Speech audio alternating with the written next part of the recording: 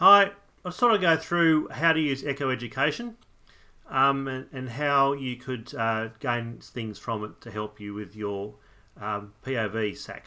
So, I'm using the African gangs issue from 2018 as the basis of this presentation to show you how you could use, how I would use it if I was to do this speech.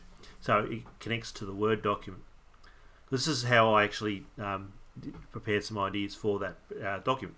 So I've clicked on the page and it's given me this. This is the landing page, the first page you come to. And what this gives you is a bit of an issue at the glance. So you've got some ideas here, what the issue is all about. This is usually pretty helpful in giving you an idea about how you could approach this particular issue, how you could formulate your own opinions. It also gives you an idea of the issues that you could then, how you could outline this in an introduction. So you might have to think about these points and then reword it in your own words so it makes it accessible to your audience. So that's the first page you could do. Now you'll find that there's some background information here, and the background information. Now this is quite useful. I've had a look at some of the background information pages of your 2020 into 2019, and there's quite a lot of dense information there. This is quite clear. It actually gives you an idea all the way through of the timelines.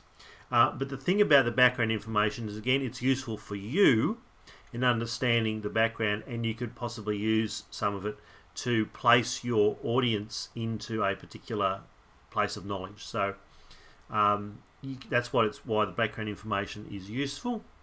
Help you formulate your own arguments. That's that. But I really want to focus on how to use the arguments in favour and arguments against. So my intention, I would write a speech in favour of the whole idea that the African gang problem is being exaggerated. So I would be looking at these arguments and I go, well, any of these arguments useful? And so I'll be going here, well, African youths are involved in a small percentage of crime. Now, I'm looking at all this text and I'm going, oh, it's information text, it can be a bit dense. My take on this is that okay, that's interesting. I'm just going to click on the link. You know why I'm going to click on the link? It's because the link will tell me maybe something more accessible way, what's going on in the information text. Because the link has been written for a wider audience. Because this one's written for, it's very dense information text, it's written for high school students. But sometimes it's actually better, easier to go to the link and go, okay, if you don't understand that link, you go back to here and you kind of look at the text goes before the link and you say, okay, so that's what the link's about. But if that link doesn't help you, you can go to here. So let's have a look at this link. So this is so this one, I kind of like this one because it's written for a younger audience. So anything from Triple J Hack is written for that audience, and so this gives you a bit of a background. In fact, this is quite a good one because it gives you a background and it's a bite-sized piece. So you go, okay, this is going to give me some good background. And what it does is it actually gives you some logic, some logos, because it's pretty, it is a pretty objective kind of tone in this piece. So that's why you'd be looking at this in terms of trying to build some logos. You go, okay, I'm trying to draw from this in order to appeal to a sense of logic in my audience. So that's why this particular article is a pretty good one. So I would look at these and go, okay, so here's some facts, here's some things that I could talk about using my speech. So, okay, so that's good. So because, are there anything, I mean, you can look at some other articles if you like in there to give you some more. This is supporting the whole idea. So I've got new data shows African small wave is small but rising. But I'll be focusing on the small if I'm going to be arguing this. So this, you get another article to help me. But with this, so in order to argue that case, 2 articles is probably enough. You can try looking at 3, but have a look and see which ones are the most useful.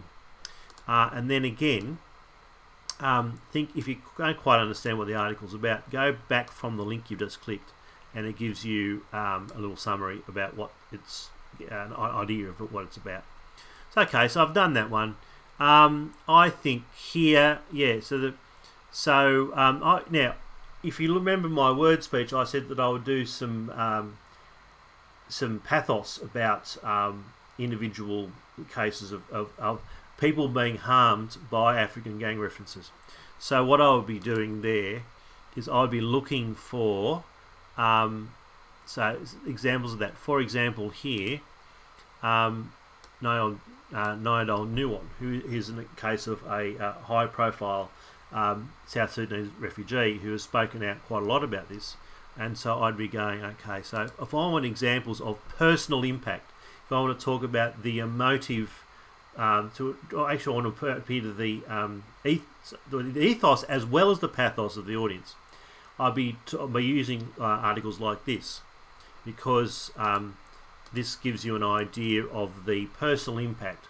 And so I'll be using examples from this this article to show the impact and why we should be ignoring the calls that it's a big issue, and we should be suspicious of these people from Africa. So I'll be using this as a way of trying to convince my audience that it's that the whole issue is overblown, but also it's doing damage, so we should stop talking about it. So I'll be using this as a way of backing that up. So but I've done that by having a look through and going, okay, so what's this article about? Okay, well, that's about a personal anecdote. All right, that's why I've then got this article. So I've looked through that and I've clicked on the link, and that's how I've done that. But sometimes it's kind of, okay, so what's this article about? You need to kind of look at it in detail, and then you go, well, I don't really know what's that, so I won't click on the link. So that's another approach to using this particular dense. Again, though, one article or maybe two, depending on how you're using them, is probably fine for each of these points. So that's how you could use that part.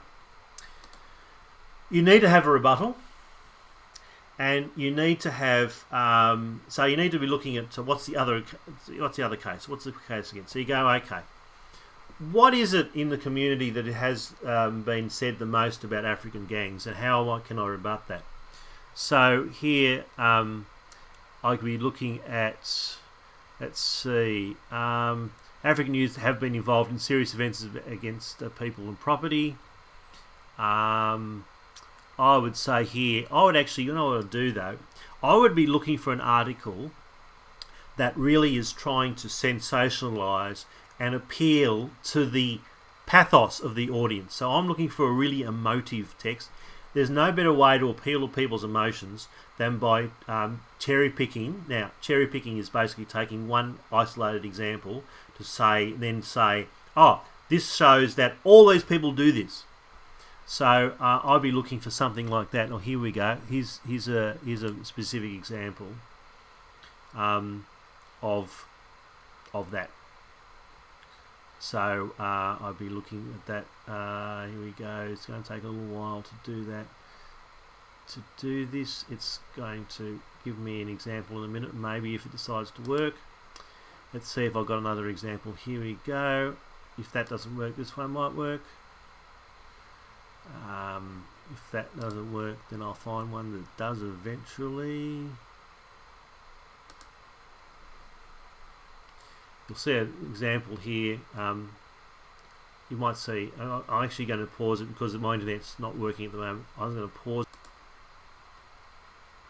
Okay, I'm back. We had a little bit of a glitch there, mostly caused by, as I said, the internet, and this is the Herald Sun. Now, the thing about the Herald Sun and the Age, if there are articles from that you can't get access to and you absolutely really want to get access to, you can ask me and I can see if I can get them for you, because I actually subscribe to both of them. But this gives you an idea. So I would be using this article in terms of, okay, I would say that this is being cherry picked, so one example, and it's being used to demonise all South Sudanese people.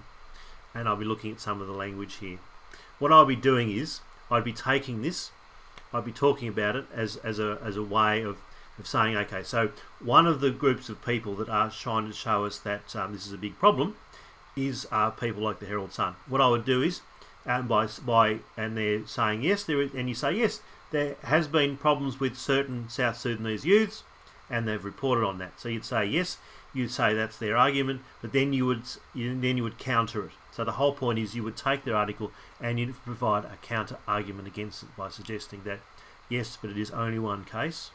And also I would actually look at the language of this and say yes, but it has been over exaggerated. Let's look at some of the language it's using here. It's using sort of emotive language to try to show the South Sudanese as being terrible people. I would then say, and then I'd analyse that language and go, well, yeah, and then it shows that this is over exaggerating, and I'd say, and I'd sort of talk about this particular examples as saying, well, how does it prove that there's an overall situation, a problem? So that's the sort of thing I would do with this particular article. So again, though, I mean, that's just one. So you can go through any of these particular points. Again, have a look at some of the language that's used. Have a look at some of the things that are said, and then you can come up with rebuttals against it. That's the whole point about doing the arguments against, if that's what you're doing. I would also look at further implications. So with further implications, that gives you the bigger picture. So you could actually look, and there's a lot in here. Again, there's lots of links you could use, but the whole thing about the further implications is that it gives you the bigger picture. Why is this issue important in the community? And so that's what this particular page does. So again, it is about focusing on key issues and key points and having a look, clicking on the links and using those to see what are the bigger picture things. So that's how you could use eco-education. I hope this is useful. If you want any more information, I can give you some more tips, but hopefully this helps in you being able to wade through this quite dense text.